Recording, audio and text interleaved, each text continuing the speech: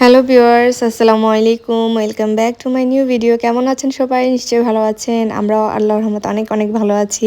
তো আজকে স্কুল ছুটির পর ছেলেকে নিয়ে পার্কে গিয়েছিলাম। কিছুক্ষণ বাচ্চারা খেলবে, তারপর বাসায় চলে আসব। যদি ডিরেক্টলি বাসায় চলে আসি স্কুল থেকে নিয়ে, তাহলে মোবাইল টিভি নিয়ে বসে থাকে। একটু আনন্দ দেওয়ার জন্য বাচ্চাদেরকে পার্কে নিয়ে যাই মাঝে মধ্যেই। তো সেখান থেকে কিছুক্ষণ খেলাধুলা করে যখন বাসায় চলে আসব, তখন দেখলাম যে পার্কের পিছনে যে গাছটা আছে অনেক বড় একটা গাছ, এবং সেটা হচ্ছে রাসবেরি গাছ, এবং কি পরিমাণ যে রাসবেরি ধরে আছে। তো আমি এর আগে একদিন দেখে গিয়েছি গাছে। ওই দিন আমি 2-3টা পেরেছি, অত ভালোভাবে পারিনি। তো আজকে আমি আমার ননদ ছিলাম, আমরা দুজন তো গাছ থেকে ফল পাড়ার বেলায় একদম ওস্তাদ। তো আমরা দুজনে ঝাঁপিয়ে পড়লাম গাছের মধ্যে।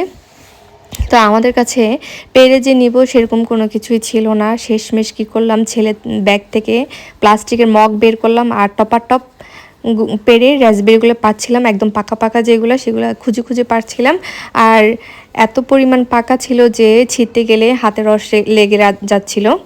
তো এই দেখেন আমার হাতে রং লেগে যাচ্ছে, আর এটার এত কষ, আমার পরে নখগুলো দেখলাম যে একদম কালো হয়ে গেছে।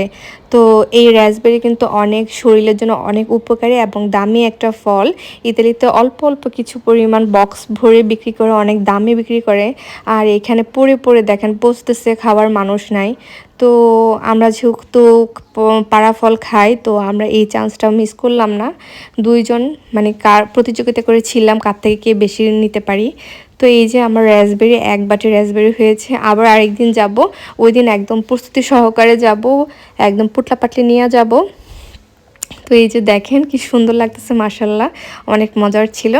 তো আজকের ভিডিও এই পর্যন্ত। আল্লাহ হাফেজ, সবাইকে ভালো থাকবেন, সুস্থ থাকবেন।